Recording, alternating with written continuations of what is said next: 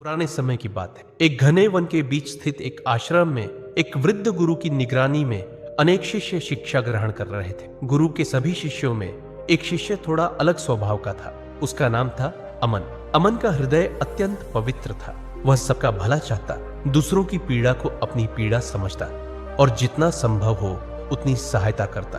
उसे जो भी भिक्षा मिलती, कई बार वह भी जरूरतमंदों को दे देता। अमन के मन में किसी के लिए भी ईर्ष्या या द्वेष नहीं था, लेकिन अमन की एक आदत थी, वह अत्यधिक बोलता था। जब भी भिक्षा लेने गांव में जाता तो बिना मांगे ही लोगों को उपदेश देने लगता, हर किसी को समझाने की कोशिश करता। धीरे धीरे लोग उसकी बातों से ऊबने लगे। कई लोग उसे देखकर हंसते हुए कहते, देखो देखो, महाज्ञानी अमन भिक्षु आया है, अब शुरू होगी उसकी सीख। कुछ लोग उसके आते ही मुंह मोड़ लेते तो कुछ उसके शब्दों का मजाक उड़ाते। यह उपहास अमन के हृदय को चोट पहुंचाता। फिर भी वह चुप नहीं रहता।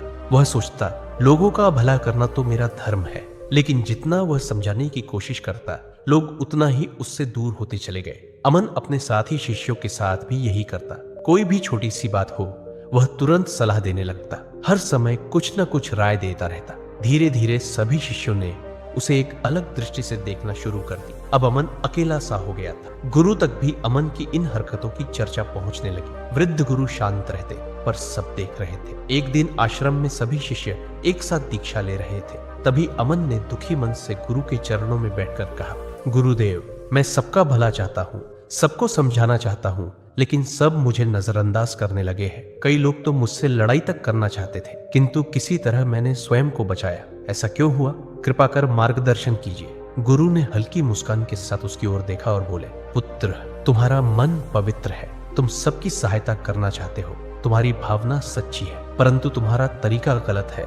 मनुष्य की वाणी ही उसे ऊंचाई पर पहुंचाती है और वही वाणी उसे नीचे भी गिरा देती। कहाँ, कब, कितना बोलना चाहिए, यह जानना प्रत्येक व्यक्ति के लिए अत्यंत आवश्यक है। जीवन में सफल होना हो, आगे बढ़ना हो या किसी कार्य को सिद्ध करना हो तो सोच समझकर बोलना और कई स्थानों पर मौन रहना ही जीत की ओर ले जाता है। पुत्र, इसे एक उदाहरण से समझो, ध्यान से सुनो। बहुत समय पहले की बात है।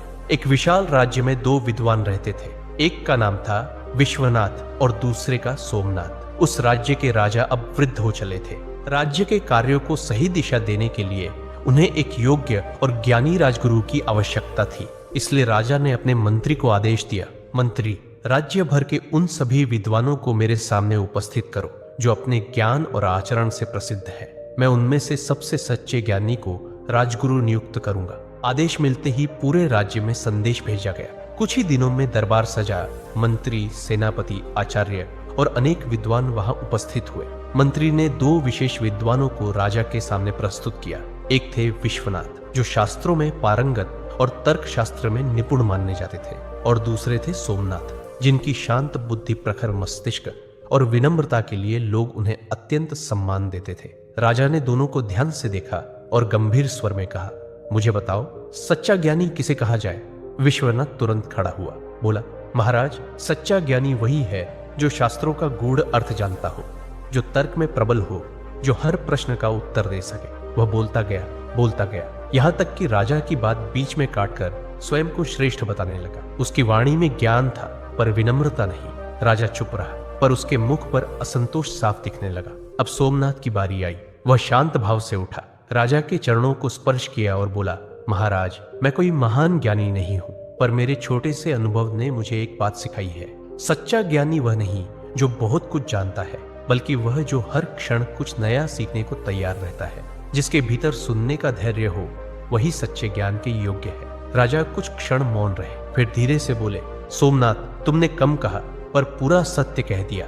ज्ञान का सार बोलने में नहीं, बल्कि सुनने और समझने की विनम्रता में छिपा है। राजा ने उसी क्षण सोमनाथ को राजगुरु घोषित कर दिया। दरबार में सब समझ गए, जो बोलने से पहले सुनना जानता है वही ज्ञान के मार्ग पर चलता है, और जो हर जगह बोलने लगे वह अपने ही शब्दों में उलझ जाता है।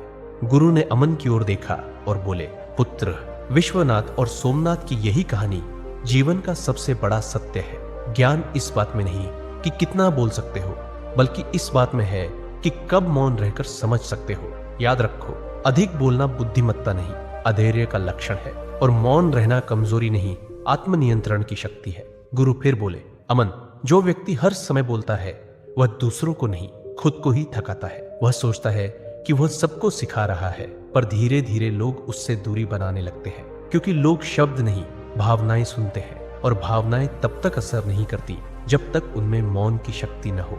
याद रखो, हर सत्य हर समय नहीं कहा जाता, और हर शब्द सुनने योग्य नहीं होता। जब तक सामने वाला सुनने को तैयार न हो, तब तक बोलना केवल वाणी का दुरुपयोग है। अंत में गुरु बोले, अभी तक तुमने समझा कि अधिक बोलना क्यों हानिकारक है। अब मैं तुम्हें बताऊंगा कि मौन में कितनी शक्ति होती है। जब मनुष्य मौन को साध लेता है, तब संसार उसके शब्दों का इंतजार करने लगता है। अमन, सुनो, ऐसे तो मौन के अनगिनत लाभ है, पर आज मैं तुम्हें उनमें से 7 मुख्य लाभ बताने जा रहा हूँ। ध्यान से सुनो।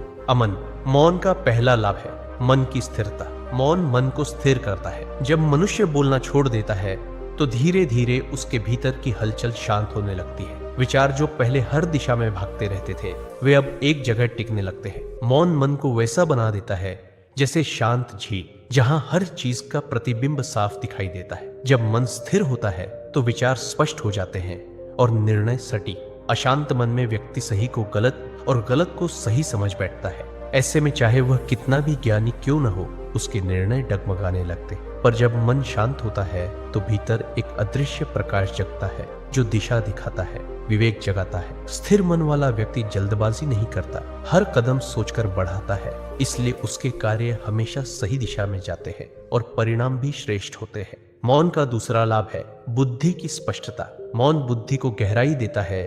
जब इंसान कम बोलता है तो उसका दिमाग साफ सोचता है, हर विचार को परखने का अवसर मिलता है। जो लोग हर समय बोलते हैं, वे अपने ही शब्दों में उलझ जाते हैं। उनका मन विश्लेषण नहीं करता, बस प्रतिक्रिया देता है। पर मौन व्यक्ति हर बात को सुनता है, समझता है और फिर सोच समझ कर बोलता है। बुद्धिमानी का मतलब ये नहीं कि हर सवाल का जवाब देना आ जाए, बल्कि ये है कि कब जवाब देना चाहिए और कब नहीं, ये समझ आ जाए। कई बार सही शब्द भी गलत समय पर बोले जाए तो परिणाम गलत निकलता है। मौन व्यक्ति निर्णय सोचकर करता है, वो तर्क से नहीं, अनुभव से बोलता है। उसकी बातों में वजन इसलिए होता है क्योंकि उसने पहले हर बात को सुनकर पचाया होता है। यही कारण है कि मौन व्यक्ति कम बोलता है, पर जब बोलता है तो उसकी बात सीधा हृदय में उतर जाती है। तीसरा लाभ है आत्मनियंत्रण।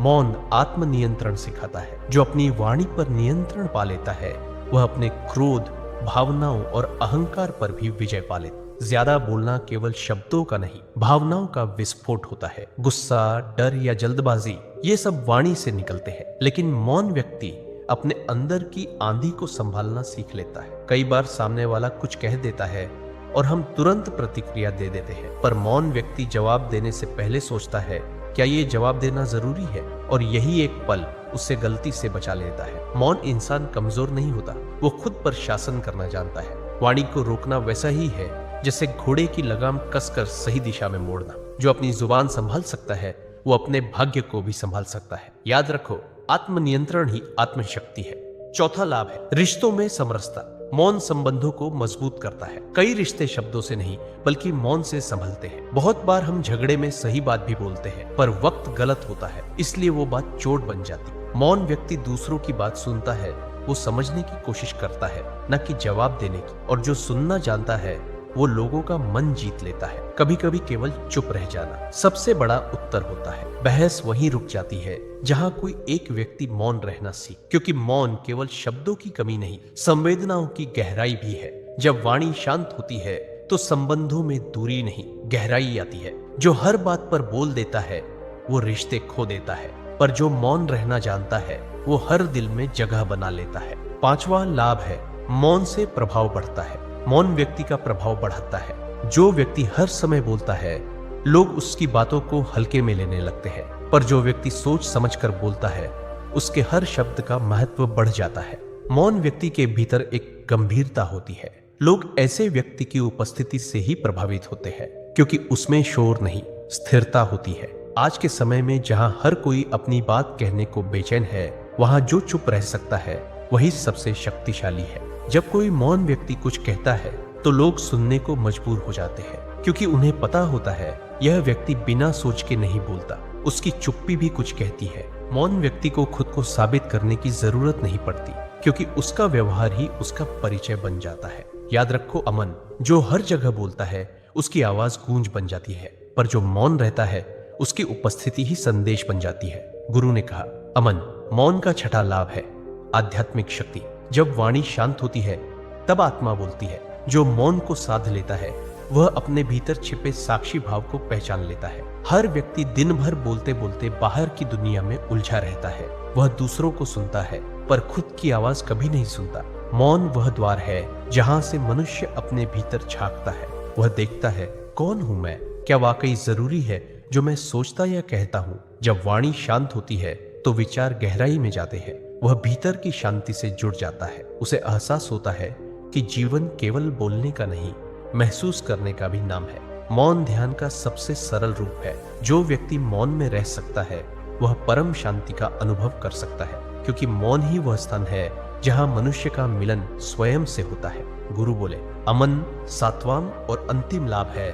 मौन सफलता का गुप्त मार्ग है। सफल व्यक्ति सुनता ज्यादा है, बोलता कम, क्योंकि वही सीखता है जो सुनता है। जब इंसान हर बात में बोलता है तो वह अपनी ऊर्जा और एकाग्रता खो देता है, पर मौन व्यक्ति अपनी ऊर्जा को संभाल कर रखता है और उसे सही दिशा में लगाता है। जीवन में बड़ी जीतें अक्सर शोर से नहीं, शांति से आती। जो व्यक्ति शांत रहकर सोच सकता है वही सही निर्णय ले सकता है। नेता, शिक्षक या व्यापारी, सभी की सफलता उनके सुनने और समझने की क्षमता पर निर्भर करती है। मौन व्यक्ति गलती से भी सीखता है, क्योंकि वह प्रतिक्रिया नहीं, निरीक्षण करता है। वह हर परिस्थिति में स्थिर रहता है और स्थिरता ही सफलता की पहली शर्त है। याद रखो, अमन जो अपनी वाणी को साध लेता है वह अपने भाग्य को भी नियंत्रित कर लेता है। मौन कोई सजावट नहीं, ये सफलता की नींव है। दोस्तों, अगर वीडियो अच्छी लगी हो तो लाइक जरूर करना और एक प्यारा सा कमेंट छोड़कर जाना। साथ ही इस कहानी को अपने दोस्तों और परिवार के साथ शेयर करना न भूलना। धन्यवाद।